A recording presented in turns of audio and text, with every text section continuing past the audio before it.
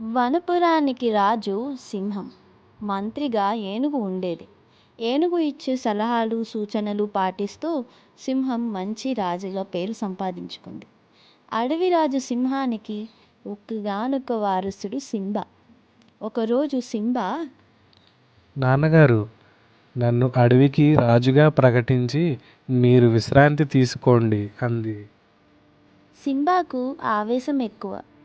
అప్పుడే అక్కడికి వచ్చిన ఏనుగు, నీ దగ్గర అడవిని పాలించడానికి ఎలాంటి ప్రణాళిక ఉందో చెప్పు అని అడిగింది. ప్రణాళికలు, పద్ధతులు నాకు అవసరం లేదు. మా నాన్న వారసుడిగా వారిచ్చిన తెలివితో గొప్పగా పాలన చేస్తాను అంది సింబా. ఏనుగు మాట్లాడలేదు. సింబాను రాజుగా ప్రకటించింది సింహం. సింబా రాజైన వెంటనే రాజ్యాన్ని పరిపాలించడానికి తన బలం చాలని భావించి మంత్రిగా ఏనుగుని తొలగించింది. ఒకరోజు కోతుల గుట్ట నుంచి ఒక కోతి సింబా దగ్గరకు వచ్చింది. రాజా, మా గుట్ట దగ్గర ఉన్న చెరువులో దాహం తీర్చుకోవడానికి నీళ్లు కూడా లేవు అంది కోతి. అలాగా, కోతుల గుట్ట ఎక్కడ ఉంది అడిగింది సింబా. అడవికి తూర్పు దిక్కున ఉన్న గుట్టని కోతుల గుట్ట చెప్పింది కోతి. ఎండలకు ఎండి ఉంటుంది, వానలు పడగానే నిండుతుంది. ఇక నువ్వు వెళ్ళు అంది సింబా. నెత్తి గోక్కుంటూ అక్కడి నుండి కదిలింది కోతి. ఇంకో రోజు పొద్దున్నే కుందేలు, ఉడుత సింబా వద్దకు వచ్చాయి.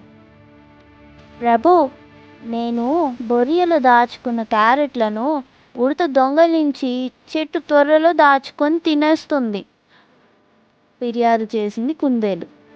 సింబా ఉడత వైపు చూసింది. లేదు ప్రభు, ఆ క్యారెట్లు నేను తోట నుంచి తెచ్చుకున్నవి, కుందేలువి కావు అంది ఉడత. ఒరేయ్, పొద్దున్నే మీ తిండి గోల ఏంటి? నా కళ్ళు మూసి తెరిచేలోపు మీరు కనిపిస్తే ఇద్దరిని నమిలేస్తా కోపంగా అంది సింబా. అవి రెండు మెరుపు వేగంతో అక్కడి నుండి పరుగు తీశాయి. కొన్నాళ్లకు పక్క అడవిని పాలించే పులిరాజు కన్ను వనపురం మీద పడింది. అది సింబాపై దాడి చేయడానికి పరివారంతో బయలుదేరింది. పులిరాజు బలమైనదే కాదు, తెలివైనది కూడా. చుట్టుప్రక్కల అడవులను ఆక్రమించుకుంది. కానీ వనపురాన్ని పాలించే బలమైన సింహం, తెలివైన మంత్రి ఏనుగు ముందు పులిరాజు ఎత్తులు సాగలేదు. ఇప్పుడు అడవి మీద పట్టులేని, అనుభవం లేని సలహాలిచ్చే మంత్రి ఏనుగు లేని ఒంటరి రాజు సింబా అని తెలిసి వనపురంపై దాడికి బయలుదేరింది పులిరాజు. పులిరాజు పరివారంతో దాడికి బయలుదేరిన వార్త సింబాకు చేరింది.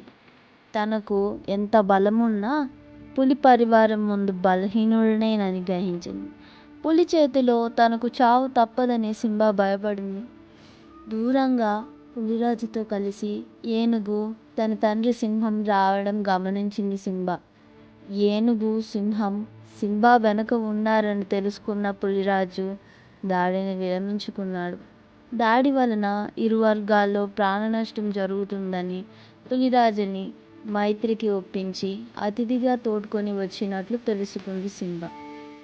తన ప్రతి కదలికను తండ్రి, మంత్రి గమనిస్తూ తనకు తెలియకుండా సరిదిద్దుతున్నారని తెలుసుకుంది సింబా.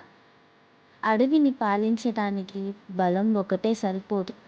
అడవి గురించి, అడవి జీవుల సమస్యల గురించి తెలుసుకొని ఉండాలి. చిన్న చిన్న జీవులను కూడా కలుపుకోగల నాయకత్వ లక్షణాలు ఉండాలి.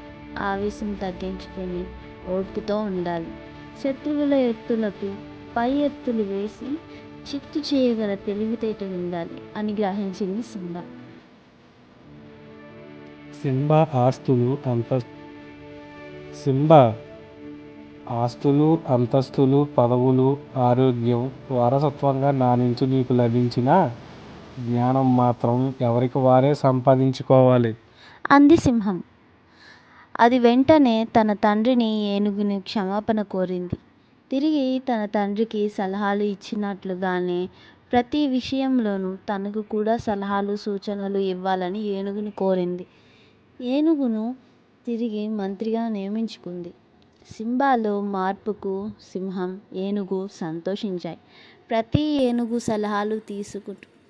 మంత్రి ఏనుగు సలహాలు తీసుకుంటూ జ్ఞానం పెంచుకుంటూ మంచి రాజుగా పేరు సంపాదించింది Simba. Make sure to like, share, and subscribe to our channel 118. Thanks for watching.